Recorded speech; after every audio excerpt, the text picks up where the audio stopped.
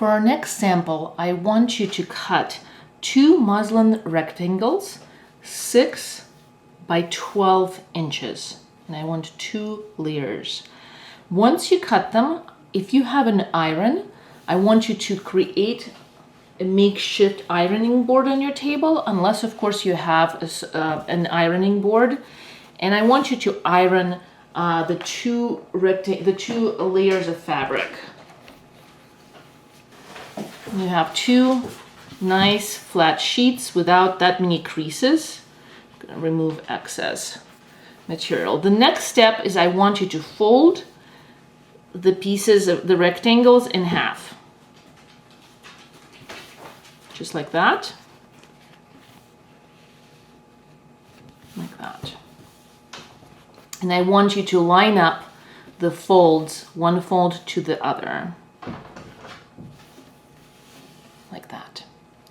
The next step is to create half of the shape that we're going to be making. Like that. You should have pins in your toolkits, and these pins will be used to keep the 4 layers of fabric together while you are cutting. Just like that. I'm going to put a couple pins.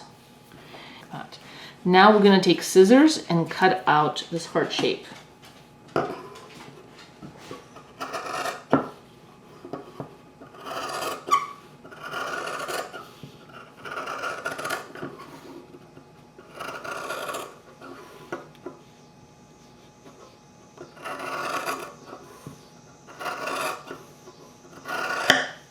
Like that. This can go into a scrap bin. And I just want to say that whenever I'm working, whenever I'm sewing, I always have a little container or a baggie that can contain all of my scrap and all of my loose threads. It really helps to keep the table clean, the working area clean. Highly recommend that. Now you're ready to remove the pins. And open up your 2 shapes that you've cut out, and they should be perfectly matching at this point. Since we're working with muslin, both sides of the fabric are very similar, and there's no right or wrong side. Typically, if you have a fabric that has texture or pattern, the front, what you're going to end up looking at, is called the one that contains the side of that contains the pattern, the best kind of side, is what's called the right side, and the back is called the wrong side. When you're making 3-dimensional forms, and in this case we're going to be sewing this together, it's going to be functioning like a little pillow, like a little cushion. We always want to sew things together on the wrong side and then invert, and that's pretty standard when working with fabrics. In this instance, because we're working with muslin and there's no right or wrong side, we're just going to arbitrarily place them together. We're also going to pin them. We're going to match the edges and pin them down so that there's no movement when we're sewing. I'm going to match the edge here, like that. And this will help us keep things together. I'll put a 3rd one over here. Okay.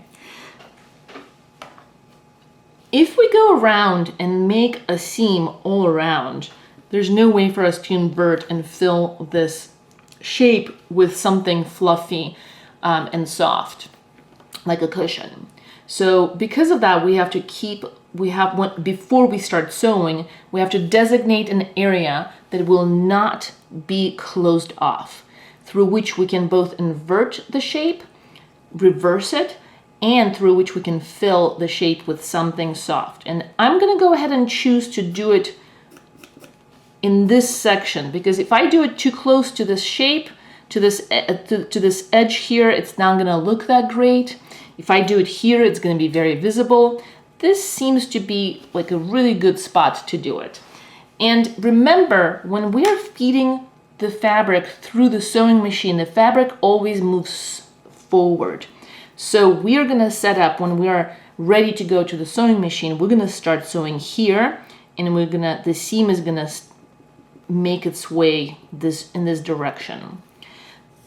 So in my case, I decided that my seam allowance will be 1 centimeter. And if I take my measuring tape, and all of you should have a measuring tape in your toolkit, and I measure the distance between the needle and the edge of this presser foot, it happens to be exactly 1 centimeter. So that is perfect. I don't have to adjust the placement of my needle at all. All I have to do is place the edge of my fabric and line it up with this edge, and then I can lower the presser foot and start sewing. Remember that you have to lock in the stitch both at the beginning of the seam and at the end. I'm not gonna go fast because there's quite a few the curves are pretty intense. I'm gonna go as slow as I can. I am gonna go ahead and set my length of my stitch at 2 and keep the tension on the top part is set at 4 because that is what has been determined to work really good for this double layer of this fabric.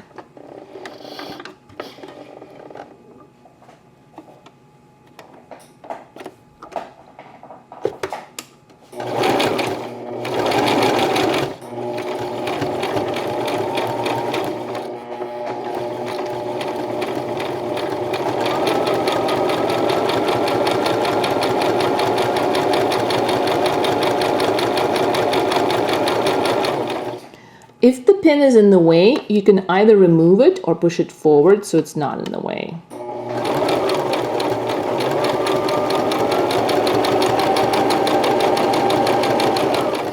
Now, when we come to this point, you will have to be particularly careful because we want to mimic, right, this edge with the seam that we're making. And so as we are traveling, we will have to go very slow around this area because we will have to at some point reverse our direction. So I made a straight line, right, to help me identify the spot where I will have to reverse.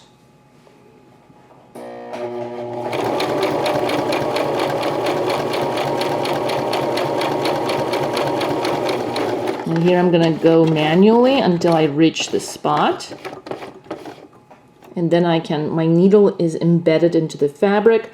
I can lift my foot, change the direction, and you can see that this edge is at this point is on track to line up with this, with the edge of my fabric.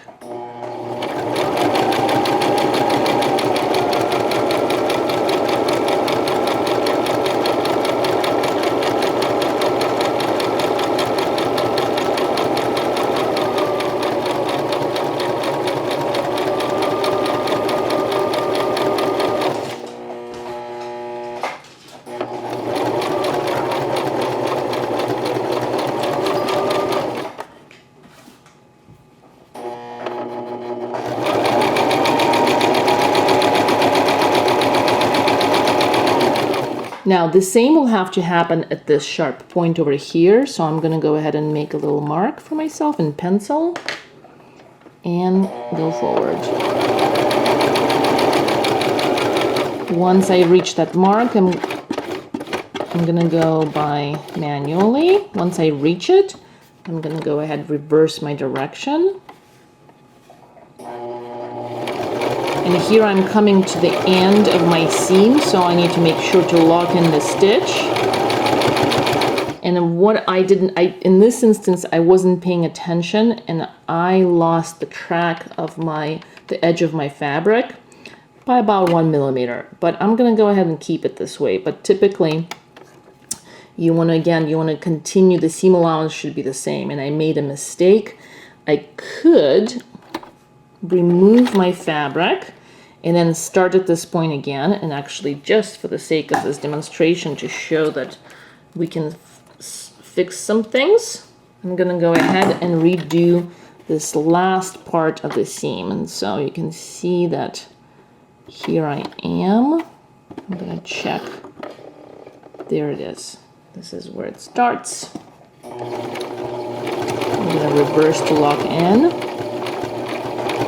and continue.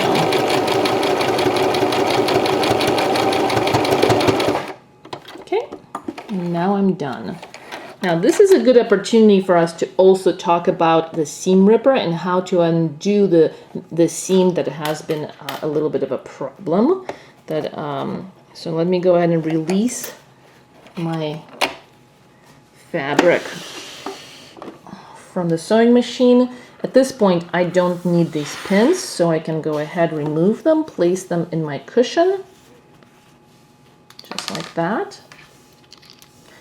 And then I'm going to take a seam ripper and go ahead and undo the seam that is the bad seam, okay?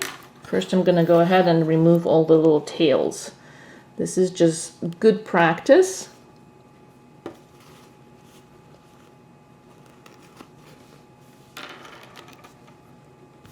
It's a good thing to get used to doing right away so that the tails are not in the way. Okay, so the seam ripper is a very wonderful little tool. You can see that it has a sharp edge and a blunt edge, and between the sharp and the blunt edge there is a nice little razor. And so this this tool allows you to go underneath a stitch just like that, like that, and as you are pushing the stitch forward, the blade will cut it. And you want to do this all along the seam. You can skip 1 or 2 stitches, and these are pretty small stitches so that they're pretty difficult to get under. The wider your stitch length is, the easier it is to work. And the areas where you lock in the stitch is always going to be a little bit more frustrating to open up because you've gone over the seam several times. But don't get frustrated too much because it just takes a little longer, but it's totally possible.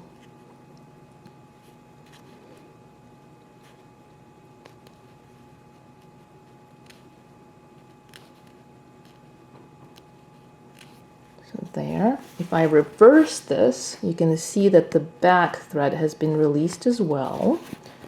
And I can work, oh, I'm totally out of focus, I apologize. I can work on the back area as well.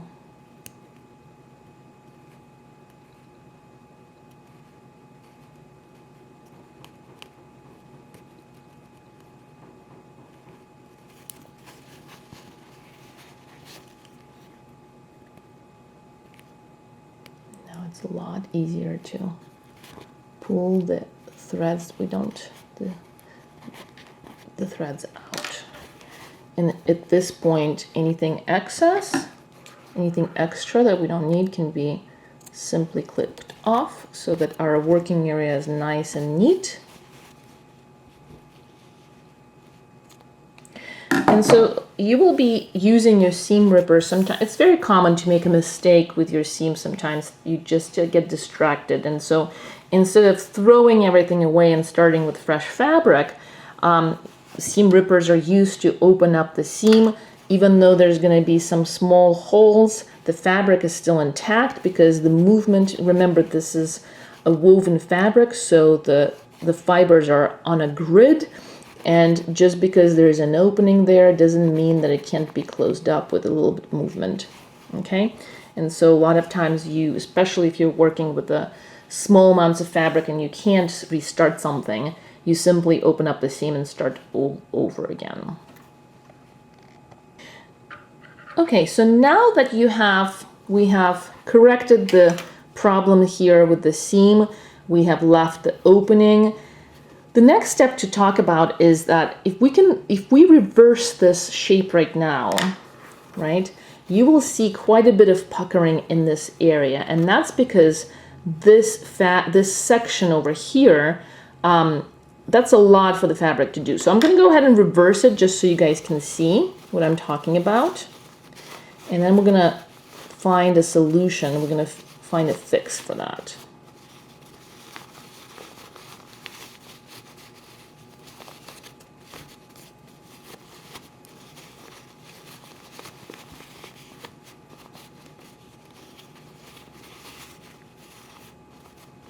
So as you can see, there's a lot of puckering happening here. So I'm going to reverse this back and show you how to fix that so you don't have puckering in that area. And to fix that, all we have to do is take scissors and to release the fabric. And we don't want to cut through the seam, but we want to get fairly close, one or 2 millimeters away, just like that. Okay, and the curves that are happening here also could cause you problem when you reverse, and that's why we are going to go ahead and take out some fabric, snip some fabric out, so that as we're reversing the form, this extra material has places to go, and so there's less wrinkling happening. Since this is a straight seam, we're gonna, more or less straight seam, we're gonna leave it behind, and then we're gonna do the same here on this side. So let me go ahead and start cutting these out. Again, we're coming fairly close, but not all the way.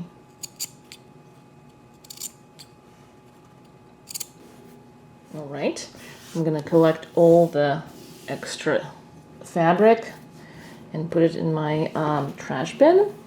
And so the next step before we invert this is to go ahead and iron in the seam allowance on these, on the opening, and this will help us out. If you don't have an iron, go ahead and maybe mark where this kind of seam allowance would be, or wet the fabric a little bit and put it under, like put a couple heavy objects in it so that you know, so that it gives it, like it presses it naturally. But since I do have an iron, it would be very easy for me to do this right now while my iron is nice and warm. And I'm gonna go ahead and just do this. Just like that. And I will iron that out.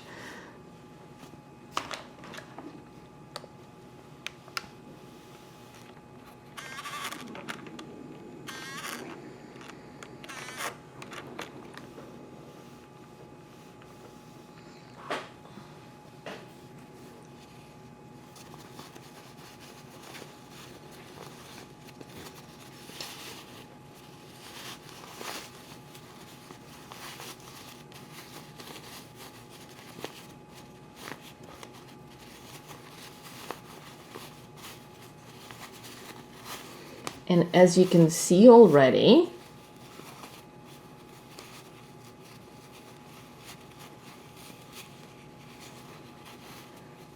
I have a whole lot less puckering happening.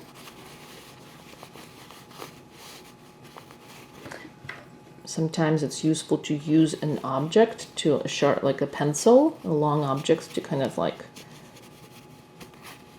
fix some of the small areas. And we're working extremely small right now. This is a very, very tiny form. And it's somewhat unusual to work this small in sewing, considering, but because of we're making samples, we're gonna stick with that. And our next step is to go ahead and fill this with something soft. I'm gonna go ahead and use synthetic fill from my dog's kind of like destruction of the chair. You can see a lot of it is on the ground. In your case, I would go ahead and use the wool that you received. All of you should have received 1 pound of wool fibers, and you can use that to fill your sample. I want to make sure that my material is nice and fluffy before I start using it.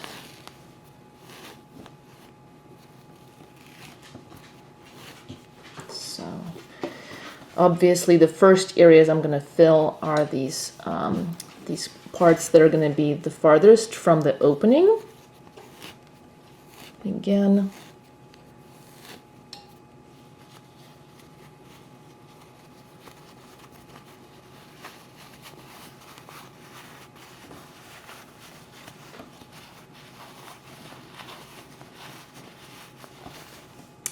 So I went ahead and filled my heart shape with plenty of fill. It's nice and sturdy everywhere. And now it's time to close this opening. You can go ahead, especially if you don't have an iron and you weren't able to create a nice crease on your seam allowance on this on the area where you have to close it up. I would go ahead and use an overcast stitch, and you all know the overcast stitch. I would just make sure that it's a nice tight overcast stitch, but because I had an iron and I have this nice beautiful crease here, I'm gonna go ahead and demonstrate a new stitch for you. It's called an invisible stitch or a ladder stitch, and it's specifically designed to close up cushions and forms like this. And I'm on purpose using a hot pink thread here on a cream muslin fabric so that you get to see how actually good of a stitch this is. I went ahead and started it already, and I'll demonstrate. I'll talk you through what I did. I went through here from the inside through the crease so that my knot is hidden away, and you can see it's right there. Once I did that, I went through the opposite side and went in like that and came out. All right, and this is where I am right now. There it is. And so my next steps are going to be basically mimicking that. I want to make sure that my fill is a little bit deeper in so it's not in the way.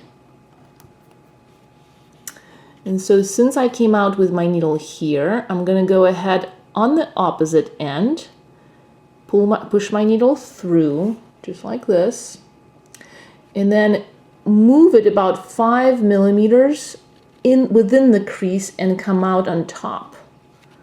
And I want to stay on the crease. My thread should be hidden within the crease. And now I'm going to go opposite of that, and again move about 5 millimeters forward within the crease, just like that.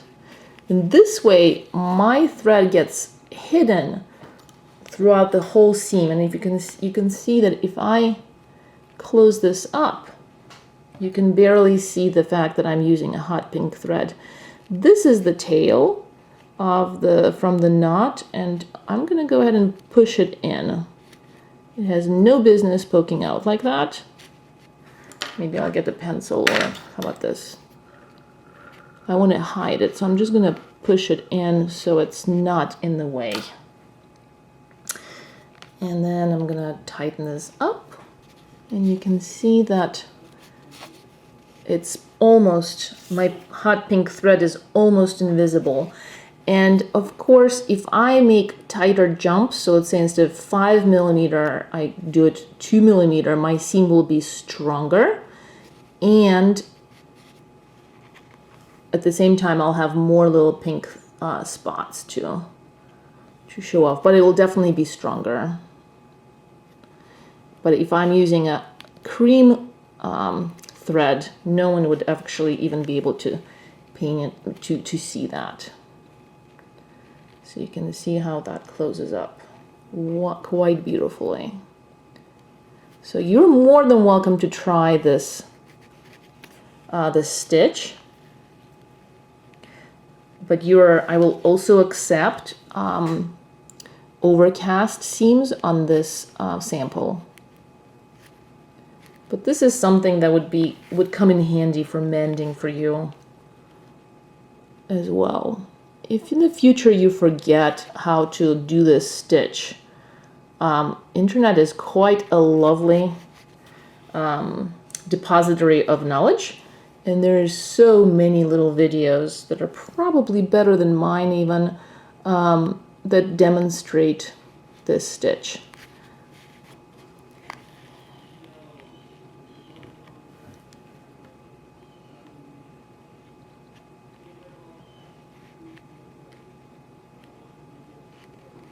Like that. Okay, at this point I'm going to go ahead and start closing the seam, because putting a little bit more pressure on it, because we're coming to an end here, and Just have one more.